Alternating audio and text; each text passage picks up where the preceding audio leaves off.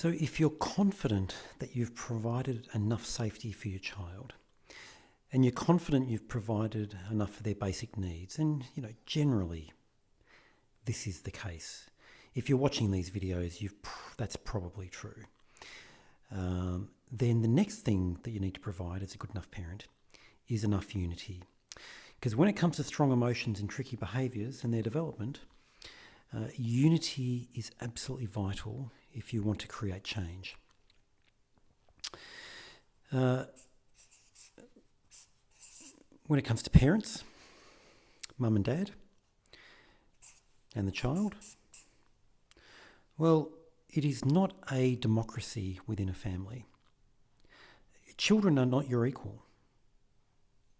You two have equal rights. They are dependent on you. 8-year-olds don't know how to manage budgets. 10-year-olds don't know what you can afford regarding holidays. And so we know that we have to make some decisions.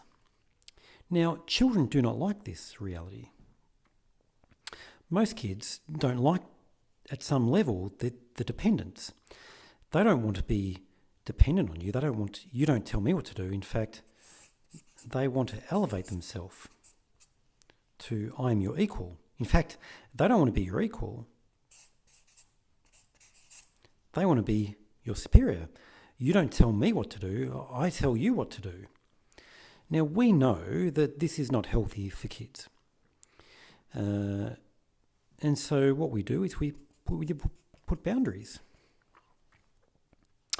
You can come to here, but you can't, but you're not our equal. Now, no child likes this, but the stronger the boundaries, the more they can accept it and say, oh, well, it is what it is. And of course, we expect them to push the boundaries. We want them to push the boundaries so that they experience disappointment, and then we can repair it. Now, there's a very effective way, however, for a child to be the equal of one parent and the superior of the other parent. If I can get mum and dad or my parents to disagree with each other, if I can split them, if I can get mum to agree with me about dad, then in that moment, mum has made me her equal, her partner, and both of us are superior to dad, or vice versa. If I can get dad to agree with me against mum, then we are superior to mum and I am my father's equal. Brilliant. The kid has just broken through the boundaries. Disunity is disaster. Now, you don't want perfect unity because your child needs to see you disagree. Your child needs to see that there is some split.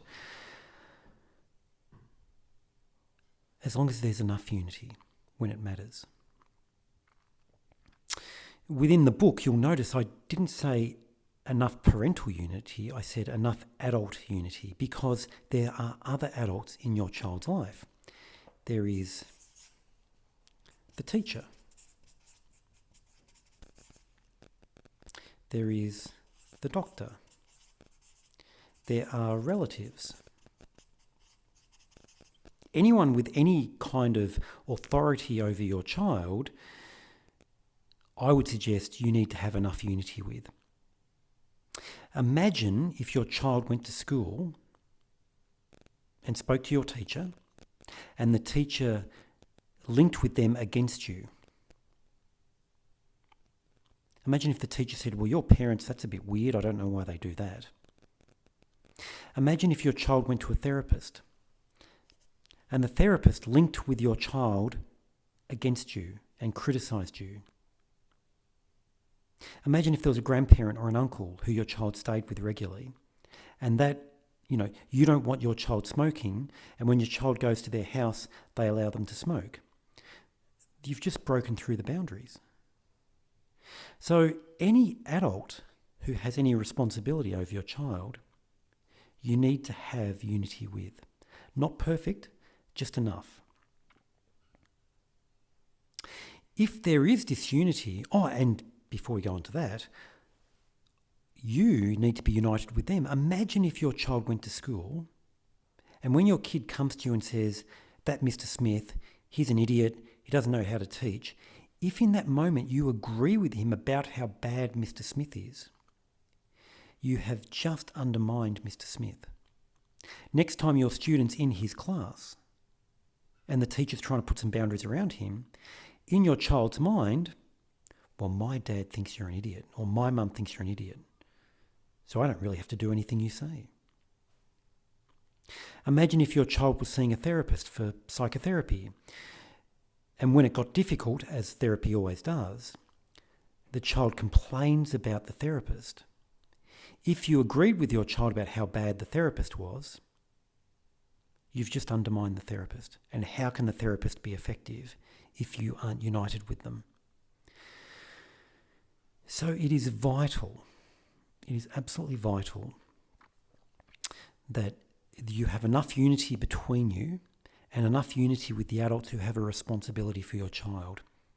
You don't have to agree with them, but if there's disagreement, we need to get together and work it out.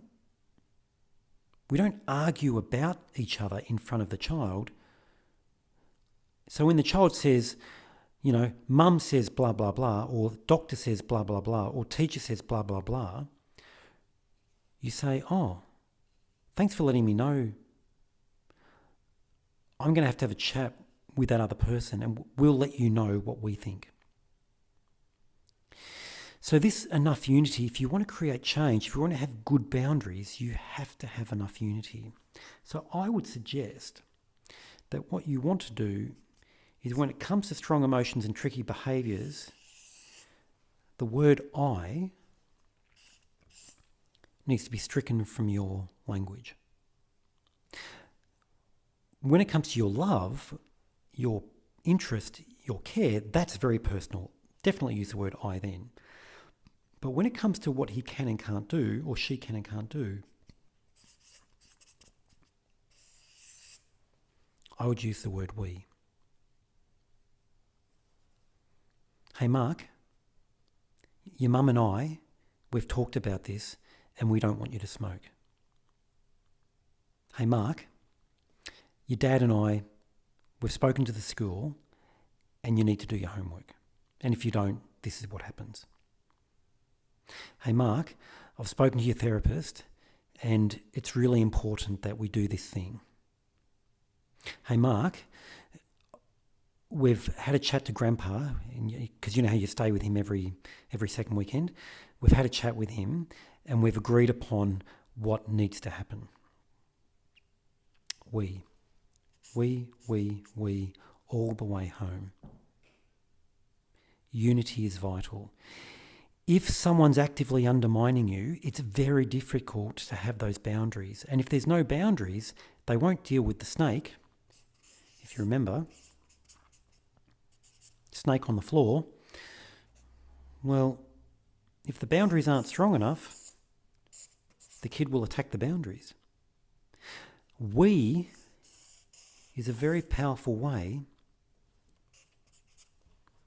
of the boundaries won't break. We all agree. There's no one you can go to who's going to agree that smoking's a good thing or whatever it is. And then our child might deal with the snake. If you don't have enough unity, this is where you need to start. After safety, after giving them enough needs, if someone is undermining you, that has to be where you start the work. You don't have to like each other.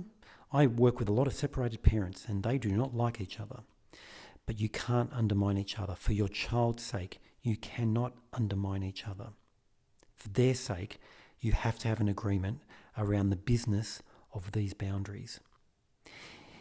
If you undermine your partner, that might give you some kind of vicarious pleasure that they're finding it hard, but you're stuffing your child up. You must have enough unity with the other adults in your child's life.